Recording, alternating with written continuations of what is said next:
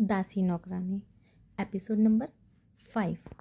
वेद गुस्से में मिश्री को देख रहा था कि महेश जी ने कुछ सोचते हुए अपने मुंह पर हाथ रख लिया और बोले, हे भगवान, मतलब मुरली इस लड़की को मारने वाला था, इसीलिए इस लड़की के हाथ और मुंह बंधे हुए थे और ये उन लोगों से बच के भाग रही थी और हमारी गाड़ी के आगे आ गई।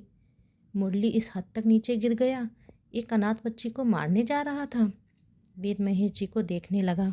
महेश जी वेद से बोले, इस लड़की की कोई फैमिली नहीं है, लेकिन हम इसे यहाँ नहीं छोड़ सकते, वो मुरली इसे मार देगा।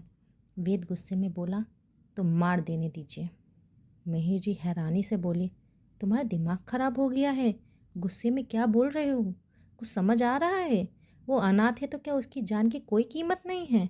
जो हुआ उसमें इस बच्ची का क्या दोष?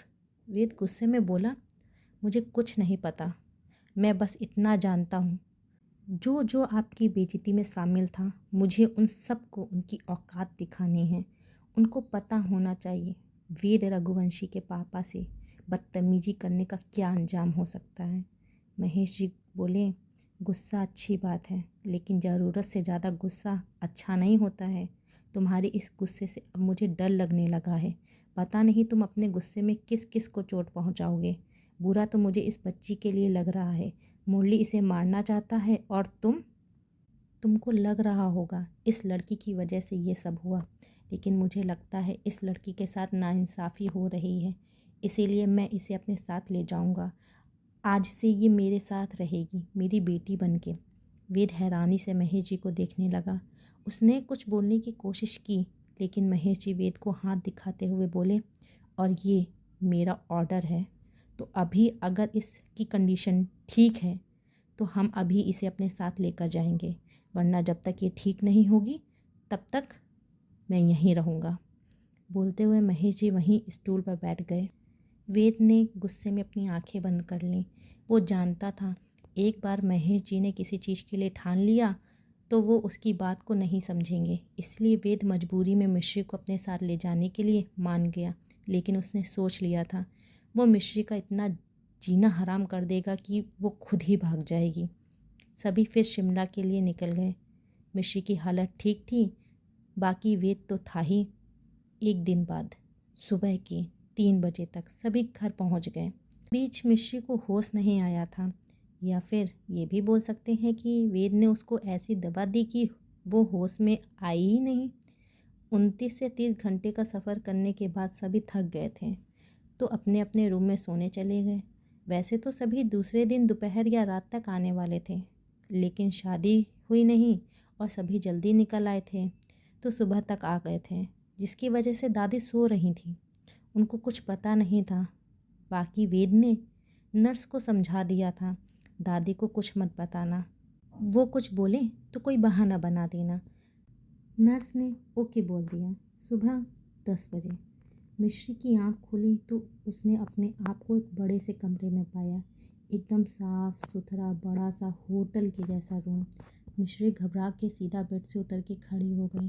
लास्ट टाइम जब उसने आंखें बंद की थी तो वो मौत के पास थी, और अब आंखें खोली तो इस रूम में।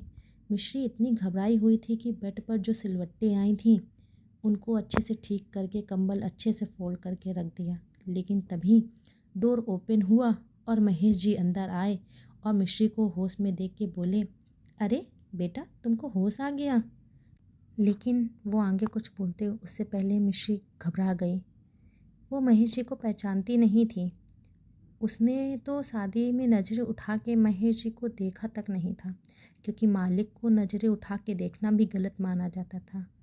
उसको तो यही सिखाया गया था आश्रम में, कुछ भी हो जाए नज़रें उठा के मत देखना अपने मालिक को। तो वो नहीं जानती थी महेश जी को। लेकिन अभी मिश्री घबराई हुई थी। वो महेश जी को देख के डर गई और पीछे हटते हुए बोली, आप कौन हैं, मुझे यहाँ क्यों रखा है?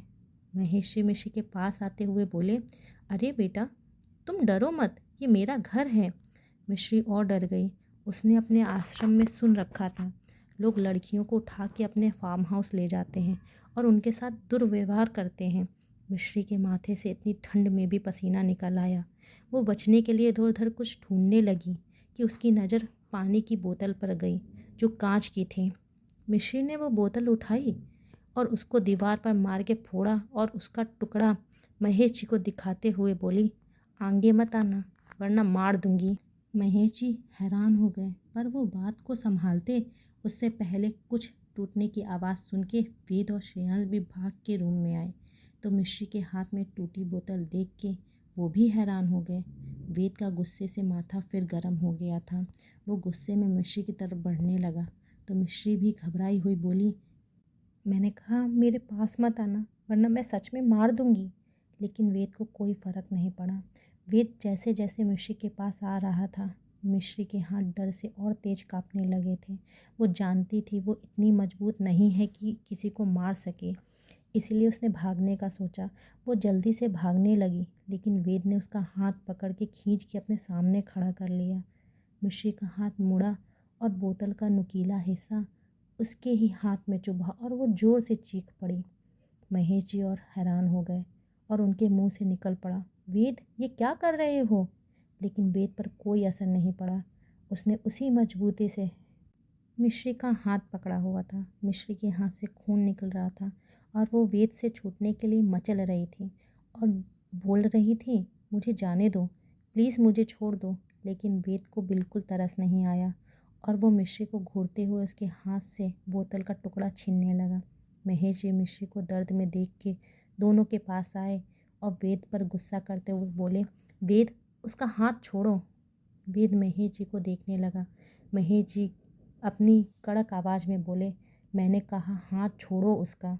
वेद ने मिश्री का हाथ छोड़ दिया। मिश्री डरी सहमी वेद को तो कभी महेश जी को देख रही थी। महेश जी ने फिर प्यार से मिश्री से कहा, बेटा तुम डरो मत, यहाँ तुम्हारी जान को कोई खतरा नहीं है। मैं जानता हूँ तुम अनाथ हो, मुरली तुमको मारना चाहता था, इसीलिए मैं तुमको अपने घर ले आया। मिश्री महेश जी को देखने लगी, मतलब ये वही अच्छे इंसान हैं जो उसके दासी नौकरानी बनने के लिए लड़ रहे थे।